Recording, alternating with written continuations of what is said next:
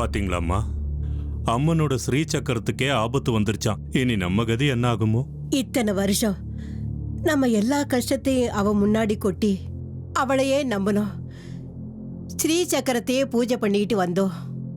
அதை தரிசிக்க பாக்கியம் கிடைக்குங்கிற நேரத்துல இப்படியெல்லாம் நடக்குதே. இனிமே நம்மளை யார் காப்பாத்துவாங்க? ஒருவேளை அந்த மாதிரி ஸ்ரீ சக்கரம் மட்டும் திருடு போயிடுச்சுன்னா மனுஷன் தெய்வத்தை விட பெரியவங்கிற நிலைமை வந்துடும் இல்லையாம்மா? அதுக்கப்புறம் தெய்வம், கோயில், அம்மன் எல்லாமே பொய்ன்னு எல்லாரும் நினைச்சிருவாங்க இல்லம்மா? இல்ல சேகரா, ஏதோ ஒரு அதிசயம் நடக்க போகுது. அந்த அதிசயத்துக்கு அறிகுறியாதான் இந்த செய்தி பரவுது. அம்மனோட மகிமைனா சாதாரணமானது கிடையாது. இந்த பூமியை மொத்தமா காப்பாத்துற அந்த அந்த மகமாயிக்கு தன்னோட ஸ்ரீ சக்கரத்தை காப்பாத்திக்க தெரியாதா? தன்னோட மகிமையை காட்டுறதுக்காகத்தான் அவ ஆடுற திருவிளையாடல்னு எனக்கு தோணுது. எல்லாரும் அப்படித்தாம்மா நம்பிக்கிட்டு இருக்கோம்.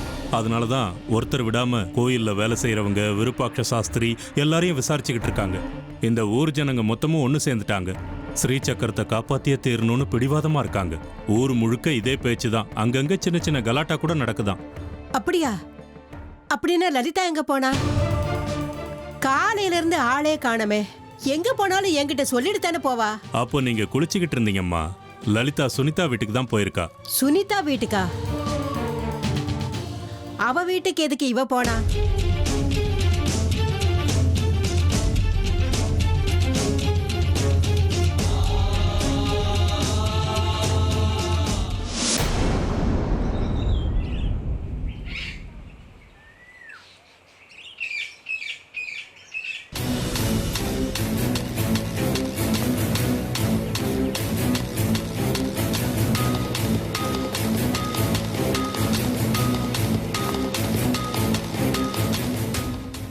விருப்பாக்ஷா, நீ நல்லா ஏமாந்து போயிருக்க.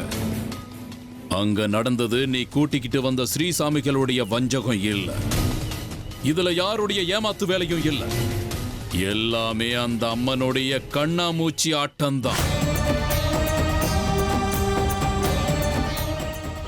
எனக்கு தெளிவா எல்லாமே புரியுது.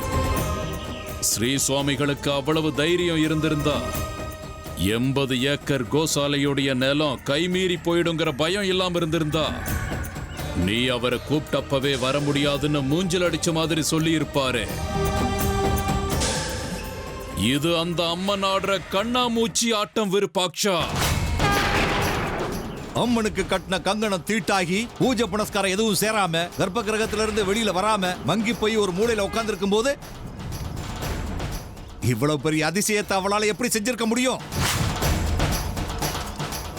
இல்ல விருப்பாக்ஷா, நாம நினைக்கிற மாதிரி பூஜை புனஸ்காரம் அம்மனுக்கு சேராம இல்ல.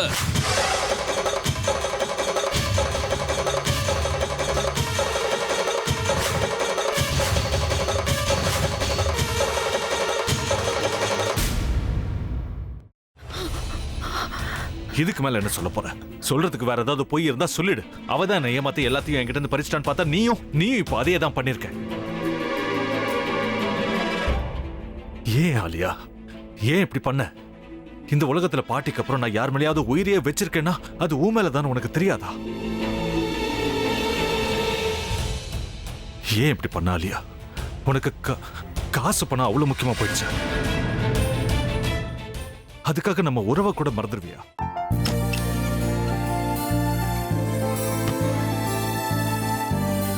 சக்தி சக்தி, ஒரு நிமிஷம்.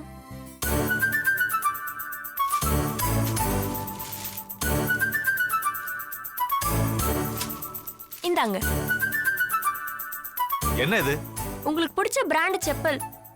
இது என்ன நான் தலையில வச்சுட்டு தூங்கணுமா? சரி, அதை விடுங்க. இங்க பாத்தீங்களா, டைம் பீஸ். இதோட அலாரம்க்கு தான் நீங்க டெய்லி எந்திரிக்கணும். அதெல்லாம் என் மொபைல்ல இருக்கு. முத்து, முத்து, என்னடி இவன் முத்துன்னு ஒருத்தைய உருவாக்கி விட்டான். செல்வியை மறப்பான்னு பார்த்தா எப்ப பார்த்தாலும் முத்து முத்துன்னு கூப்பிட்டு இருக்கான். முத்துவை கூப்பிட மட்டுமா செய்யறான், முத்துவை வச்சு என்னென்னமோ செய்யறான். நாம தான் இழிச்சவாய் மாதிரி வேடிக்கை பார்த்துட்டு இருக்கோம். என்ன முறைச்சு என்ன பிரயோஜனமாயா?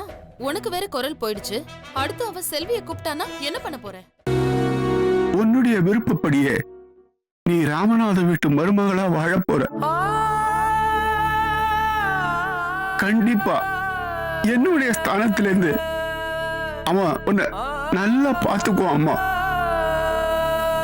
டேய், அவரை பத்தி தான் உனக்கு தெரியும்ல.